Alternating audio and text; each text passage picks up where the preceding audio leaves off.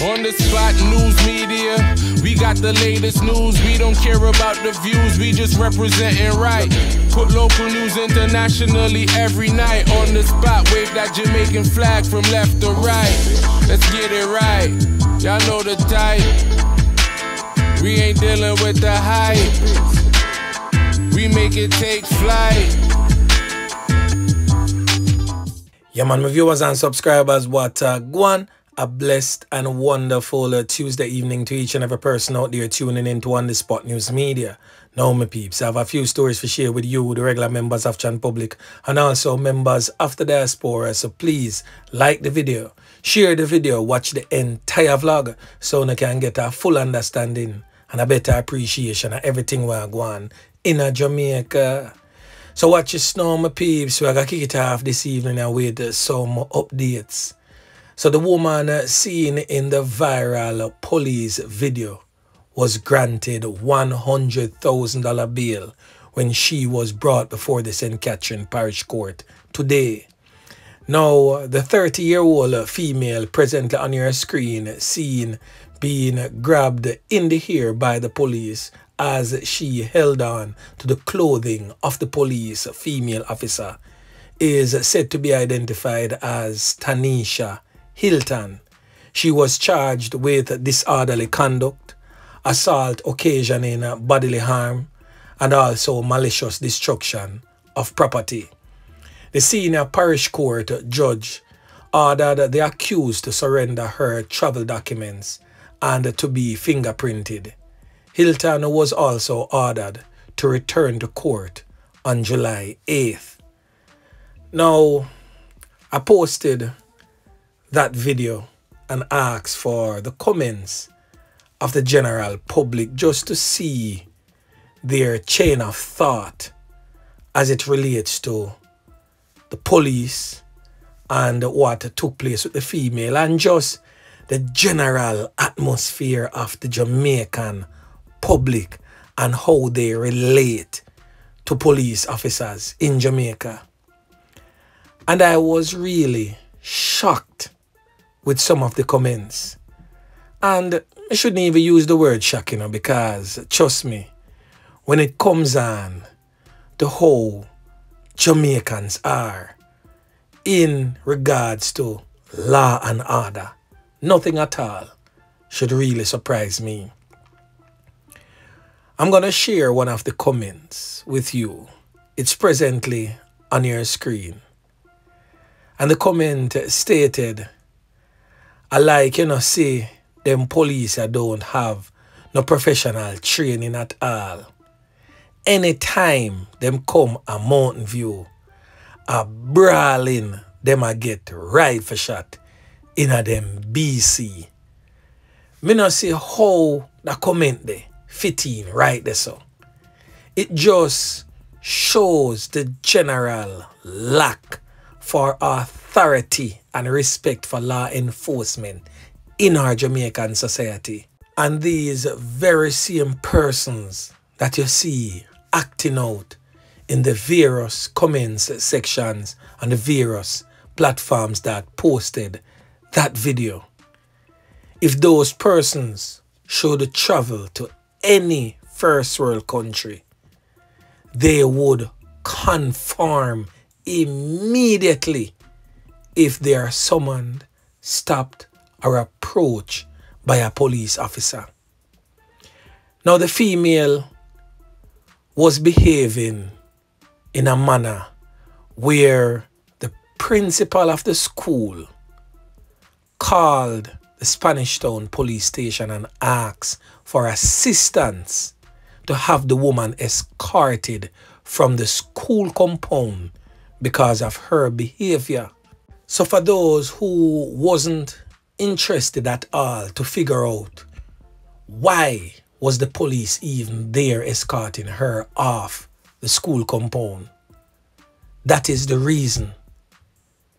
So can you imagine what she was doing before the police came there?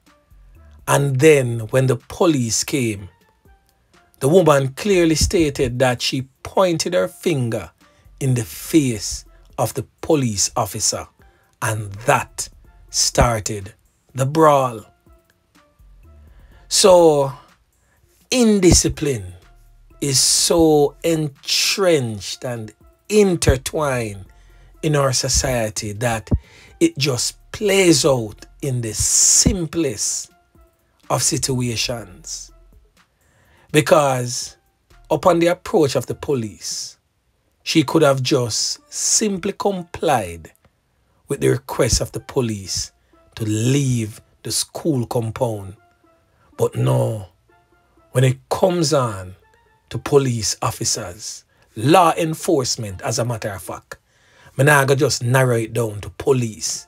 Because at the same way, the Jamaican public treat the soldiers, treat the security officers, treat anybody at all that is in some sort of authority.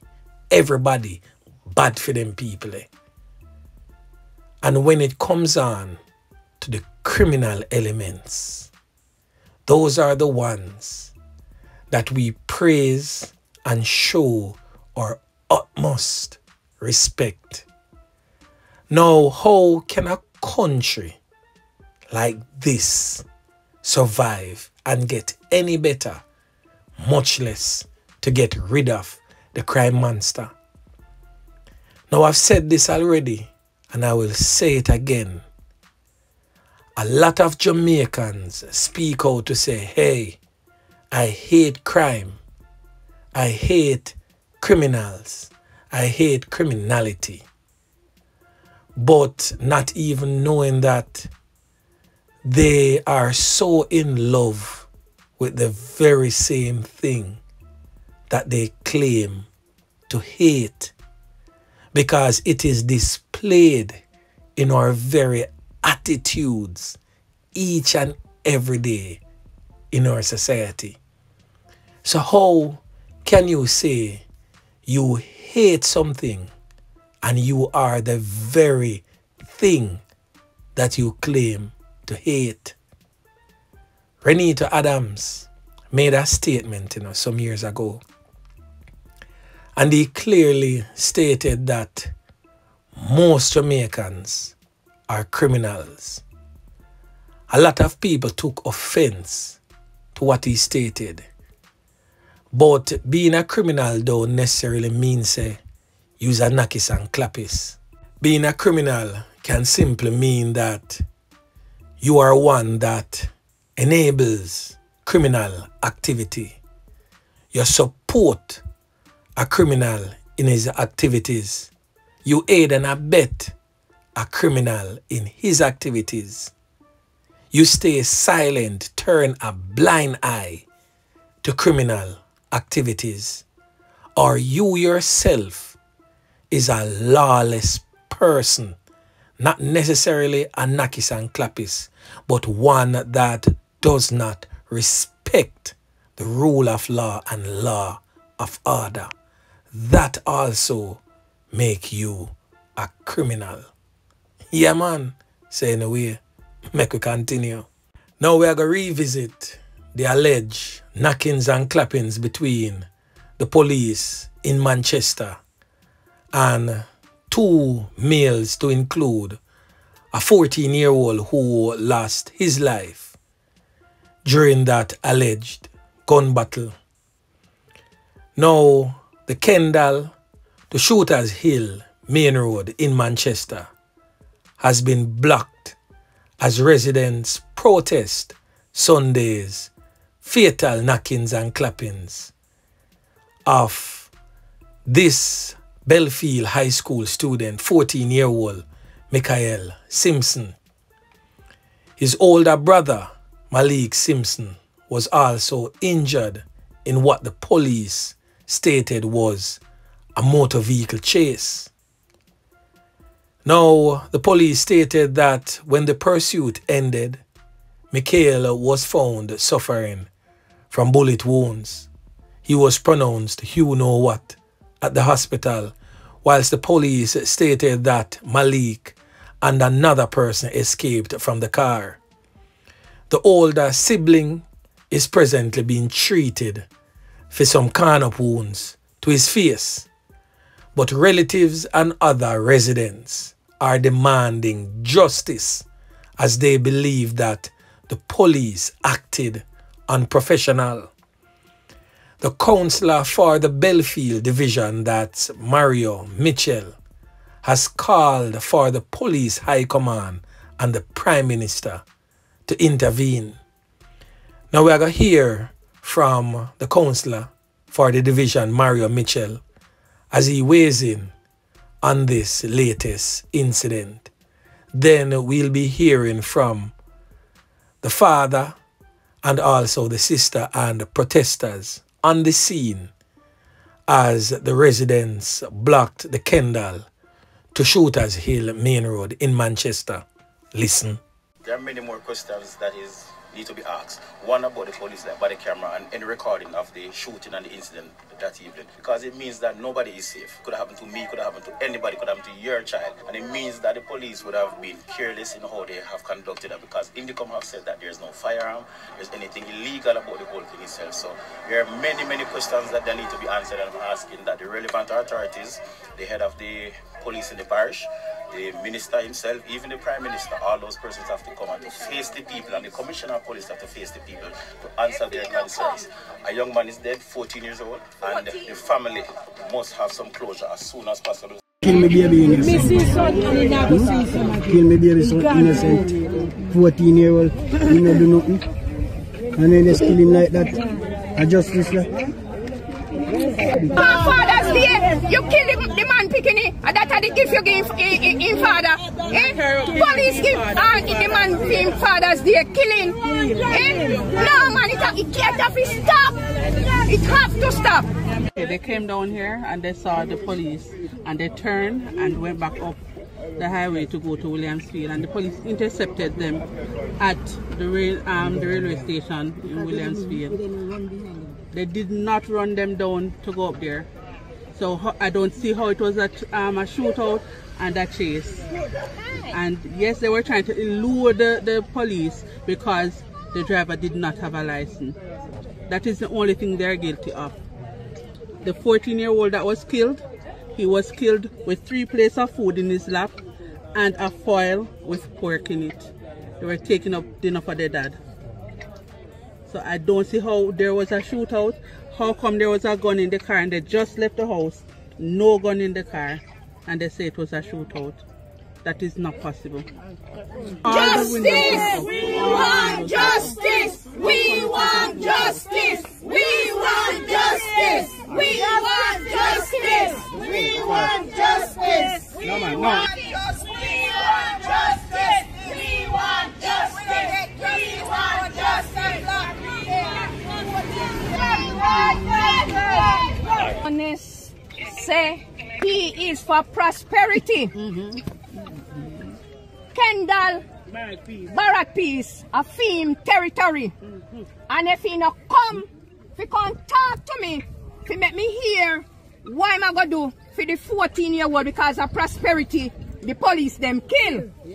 If he not come, make sure Kendall I go turn PMP territory. Tell him say I'm worker and I'm supervisor. Tell him send the message to him. The Kendall, Manchester.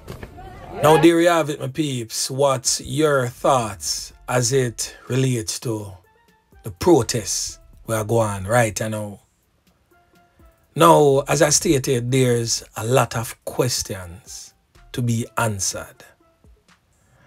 And as I stated in my last vlog about this very incident, I kind of believe that something wasn't right with the car, hence the reason why they turned back from the first police checkpoint. Now my question is though, when the second police unit tried to stop them, why did they continue running, resulting in them crashing into a pickup truck? And the police stated that when the knockings and clappings are gone, 2 other persons escaped from the vehicle, to include the older brother that get a can in his face and is presently in the hospital who was the third person? And some are even asking this question: was there a third person? As I stated, a lot of questions to be answered. Now over there in the Westmoreland Police Division, I made mention of a double knockings and clappings which resulted in the loss of life of two elderly in their home in Westmoreland and their home firebombed.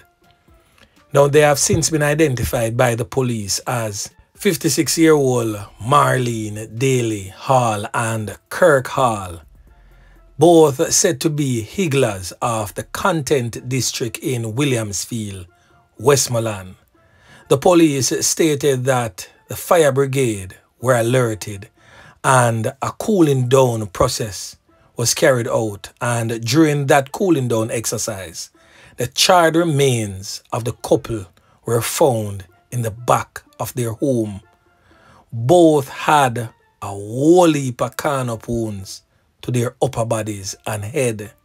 The police stated that several spent casings were found at that brutal scene. Now these are the things that I keep speaking about. When you hear these type of brutal attack on the regular members of Chan Public, especially our elderly and children, everybody sit. No phone now bother work, no protests, no nothing.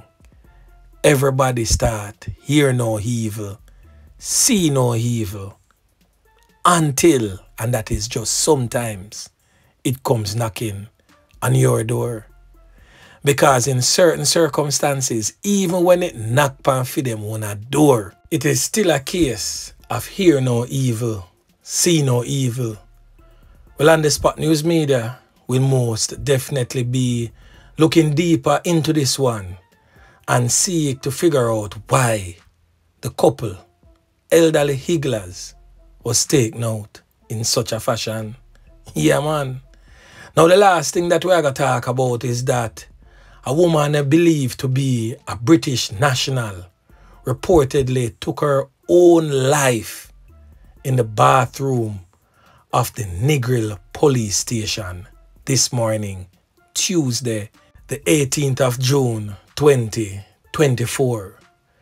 Now, according to reports reaching on the Spot News Media, is that the woman was displaying suicidal tendencies and intentions all morning.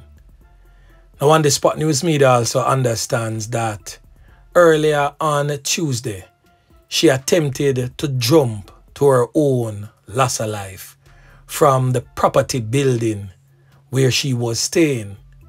It is said that she was taken to the Negril police station out of concern and for the police to offer some sort of counseling. It is reported that the woman asked to use the restroom, and upon realizing that she had not come out of the restroom after some time has passed, the police went to investigate. It is said in the police report that the woman was found with the belt of her bathroom robe around her neck. She was rushed to the nearest medical facility where she was officially pronounced, you know what. Boy, may I tell you, my peeps, the thing rough. So anyway, remember to like, share, subscribe to the channel. Stay tuned to On The Spot News Media as I continue to bring you fresh news and updates in a subsequent newscast. On The Spot News Media. Yeah, man.